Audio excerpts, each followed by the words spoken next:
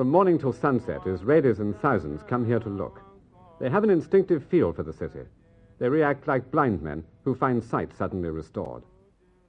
And what you see right here, that is the original building, as it dates back to the time of Herod the Great. And here we claim that that southeastern corner is built by Herod the Great, but out of the same stones as the wall built by David.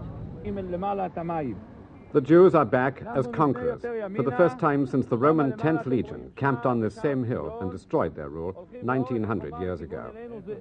You are coming just behind to the waiting room. In endless streams of family outings, they walk in through the reopened ancient gates in the city wall. This is the Jaffa Gate.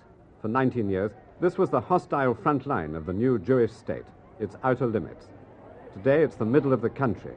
Israel is suddenly expanded 4 times its own size. The Wailing Wall, the same huge stones that formed the base of Solomon's temple 1,000 years before Christ. These children are making their first journey down to the wall. Every day, the scene continues to make a great psychological impact on Jews and Arabs alike. For the Jews, the return is fulfillment of scriptural prophecy. This is a glimpse of the days of Solomon, the fruits of power and glory and military might. It's not lost on the Arabs. They've ruled here with only 2 short breaks for 1,400 years. For them, it continues to be a profound psychological shock.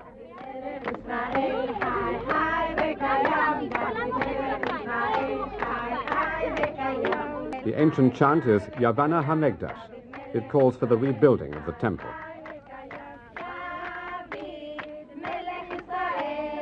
The Wailing Wall, for Jews, the most sacred of the holy places. They were denied access to it for 19 years. When they got here, their troops bulldozed 200 Arab houses into rubble to clear a dusty square in front of the wall. The Arabs who lived here claim that they were given no time to collect belongings. Smothered under the rubble of their homes are clothes and furniture, which seems to bear their stories out. Israel now commands shrines sacred to 3 faiths. In their early handling of this indigestible problem, there's been a less sure touch than in military affairs. For Muslims, the shrines in Jerusalem rank second only to Mecca and Medina.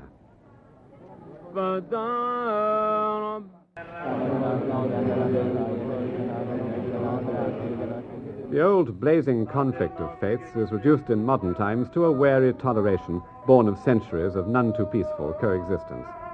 Every Friday at this point, the muezzin waits for the procession to appear. When it does, he starts his strident call to Islam. It coincides with their entry into the Church of the Holy Sepulchre built over the site of the crucifixion. Outside, the stonework built by the Crusaders. New faces at the gate. Israeli soldiers have replaced Jordanian police at the entrance to the sepulchre.